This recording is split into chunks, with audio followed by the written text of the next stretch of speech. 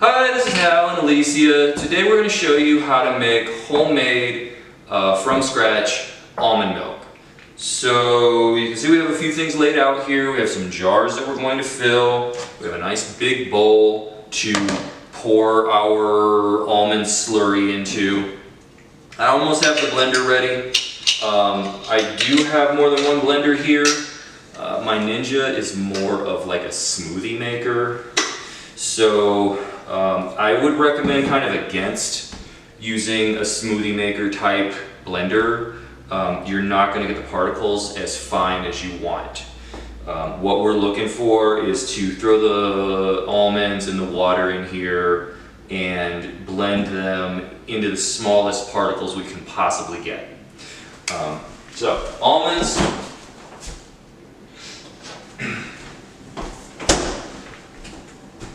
You can play around with it. You can soak them for probably 3 hours, maybe at the least. I soaked these overnight.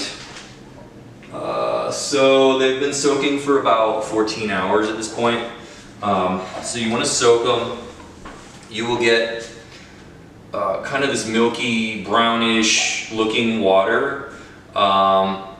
I've not used that water before. Everybody that you will find on the internet says this water is junk, throw it away. So,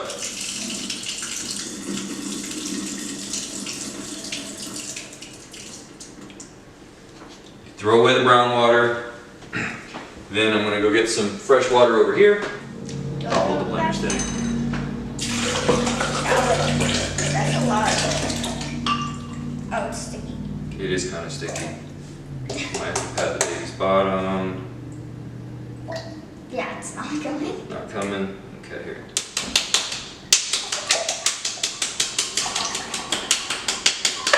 Ah, almonds everywhere. Alright. Yeah, you can eat those. They're actually really good when they're... The almonds, I don't know if you can see this from there, but the almonds get really fat and they're actually kind of tasty when they're soaked full of water.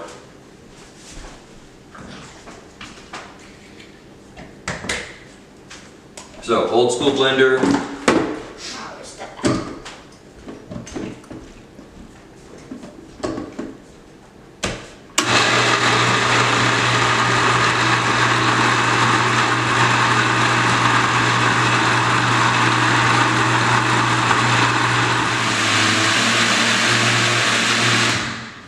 That's probably good enough.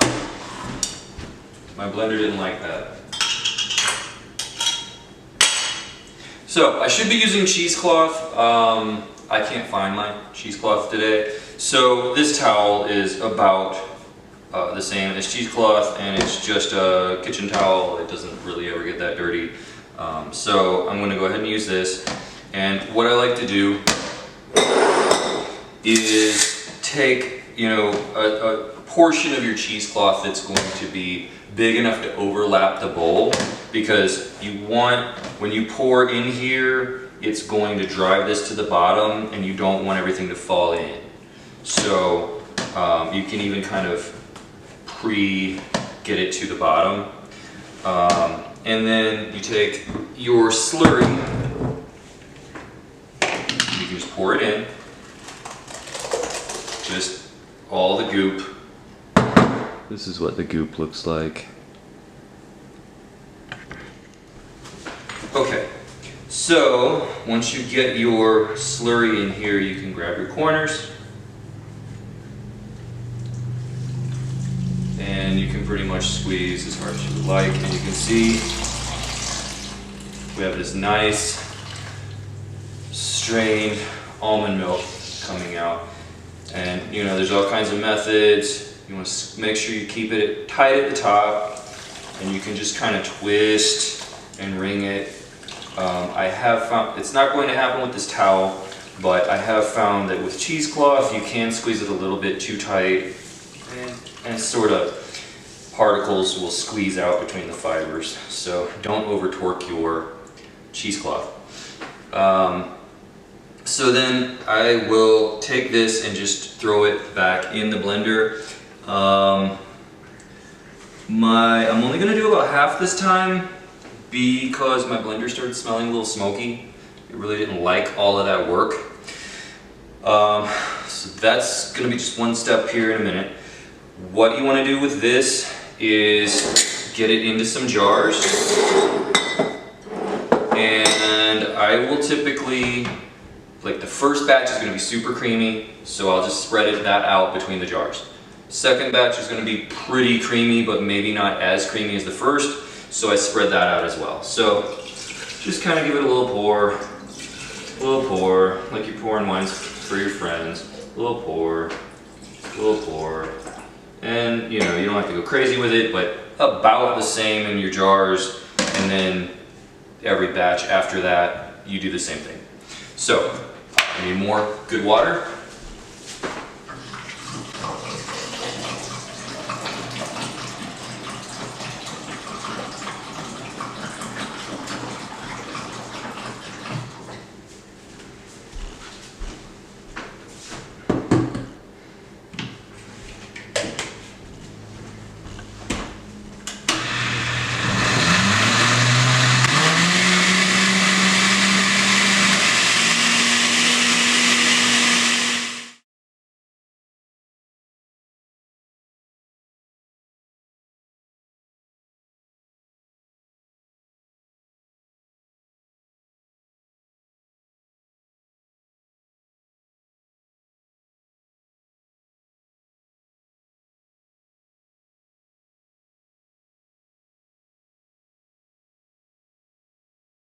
Cereal. So that's about as high as I'm going to go with it. And good old organic vanilla extract. I'm going to throw just a couple of drops in there for my cereal. A couple of drops there. That was more than a couple. They should really make these pour better. And just so this gets a little bit more mixed and homogeneous, definitely feel free to pour some things around, mix things as you will. But I feel like it's worth it.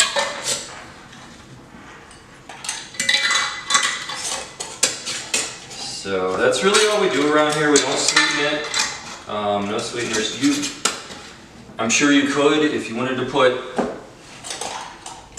you know, a teaspoon of honey in each one of these. It would probably have some antibacterial properties as well. You could put agave in there if you wanted. I'm sure you could sweeten it with all kinds of things. Be creative. But that's the gist of how to make the milk. We don't personally sweeten it. Honestly, creamy, fresh, homemade almond milk with, you know, 4 or 5 drops of vanilla in there is perfect. So that's what we do. And then this will, like I said, this will go in the oven. I'll just throw this in a baking sheet, try and get it maybe an inch thick, and stick it on warm for 30 or 40 minutes until it's crumbly. And then you can do, you know, almond flour pancakes or cookies or whatever you have. So that's that. I guess we're gonna have some cereal. Yeah, let's do this. All right.